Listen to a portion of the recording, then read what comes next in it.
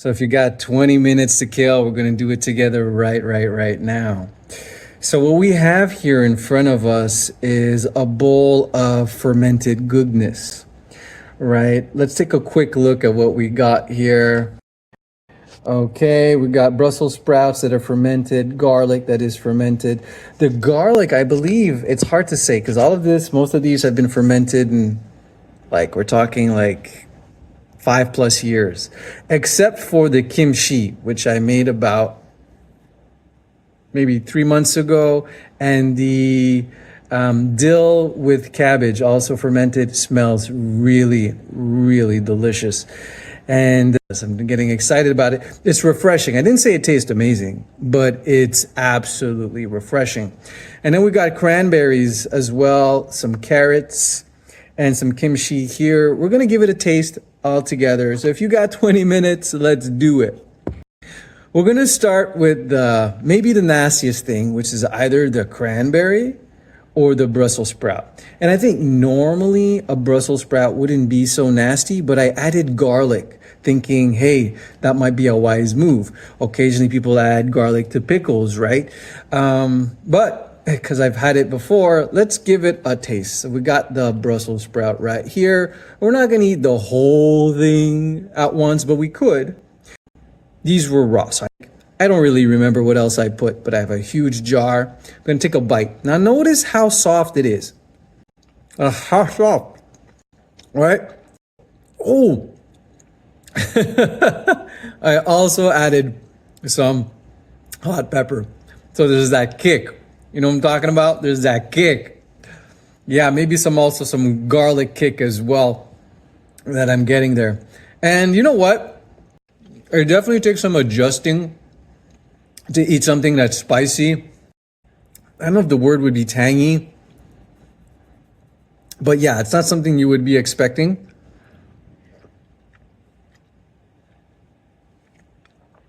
From a Brussels sprout. Definitely some good kick there. I'm not sure how much hot pepper I put, and it doesn't take much. I think one chili pepper cut with the seeds intact in there already adds a whole lot of kick. So let's continue. Now, the carrots with just water and salt, they're barely fermented. They're still hard. Yeah. So part of the process of fermentation is digestion of the thing, whether it be a vegetable, sugar, whatever, right? And I feel like these carrots, mildly digested, very mildly, and it seems there's some type of bacterium or microorganism that lived in the water. Now, people might be freaking out, but it really has its own particular smell, which is good. It smells kind of refreshing in a way that I can't really explain. It's not like other fermented products. Don't ask me which bacterium because I didn't buy a bacterium specifically. It was something that was already on the carrot or already in the air that decided to live with the carrot, right? And generally that's what will happen when I do carrots if I don't mix anything else with it. So I'm getting tired of the carrot because it pretty much just tastes like a carrot with a slight aftertaste of this other thing, other microorganism, you know what I mean? So we're going to skip over. I'm very excited about this. This is probably over 7 years old. This is the asparagus, right? Kind of looks like it's been boiled. So you see that it's kind of been sort of not the kind of thing you want in the bedroom. But hey, let's taste it.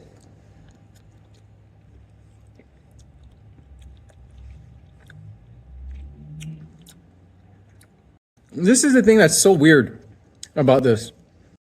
It has a fishy taste. A fishy taste. I don't know. Not that punani should smell. But it tastes like fish sauce. So if you ever buy Asian fish sauce. And I'm very surprised about this because I would not have put fish sauce in the asparagus. I don't think that's something I would do. That being said, what that means is that there's a chemical, there's a compound within the asparagus that is the same thing that would be in a fish, clearly. Yeah.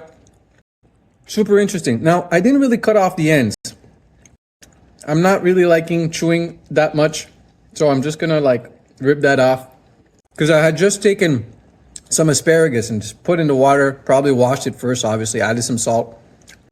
I did not add garlic, which was probably a pro move, okay? Because we don't always want garlic in everything, right? Next, we got, wow, that asparagus, that end there is really chewy. You really make sure you want to cut that off. The same thing you might want to do when you're boiling. Next, we got the kimchi here. This is the kimchi I screwed up. I made 2 different batches. One, I was like not patient. And the thing with kimchi, if you're going to really take your time with it, is you have to, it's going to take maybe 12 hours. You want to take all of the water as much as possible out of the Chinese cabbage, right? And so that it becomes, instead of hard, it becomes very foldable, malleable. You can put it in the jar, no problem. And a lot of the water comes out, no problem. What I did was, well, I didn't do that. So I ended up with a bunch of water coming out within, and so now you have like, it's like leaking, right? Kimchi generally does not leak, right? And I'm still chewing on the asparagus, so make sure you cut that asparagus before you ferment it.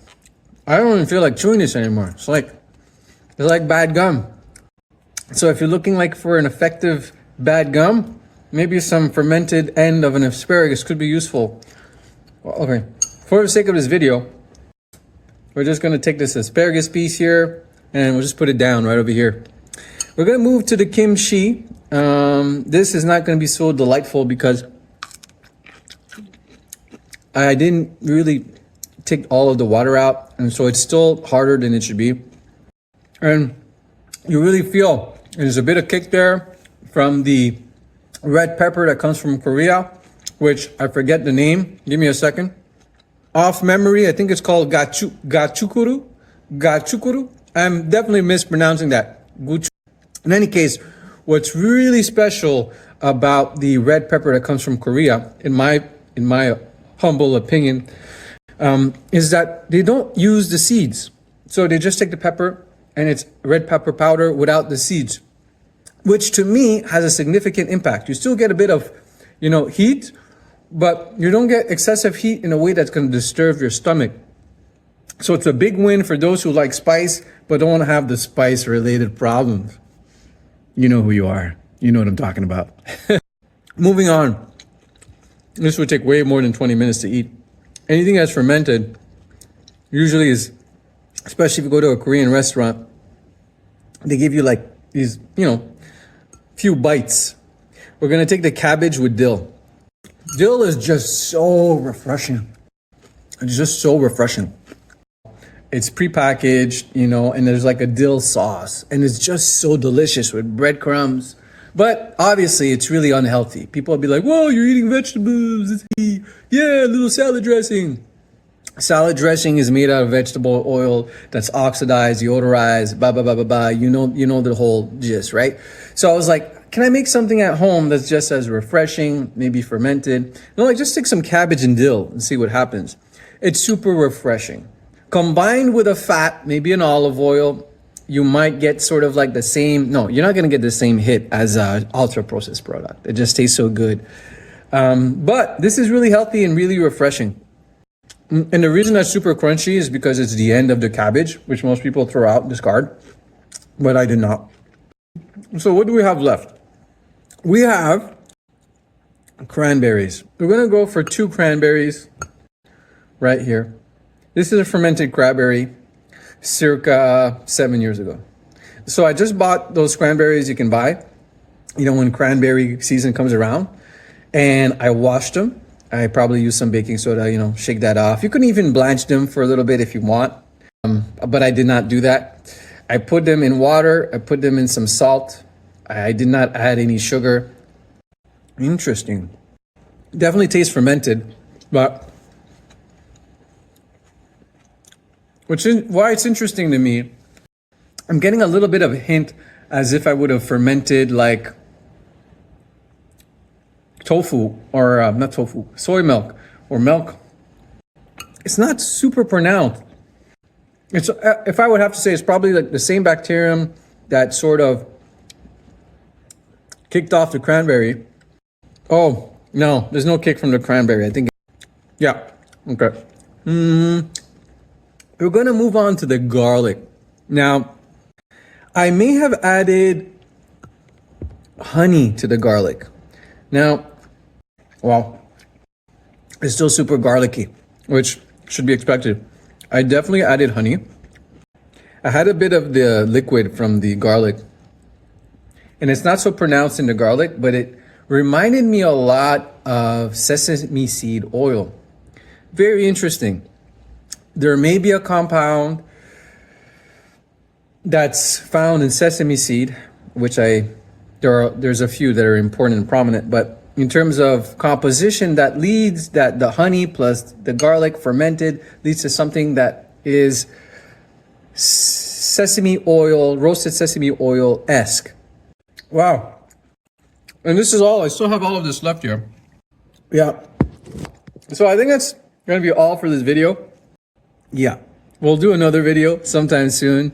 So if you want to make some fermented food, you want some wellness, leave a comment, do your thing. Much love and have a good laugh. Always have a good laugh. Let's do a pretend laugh together. That wasn't a great one. We could probably do better.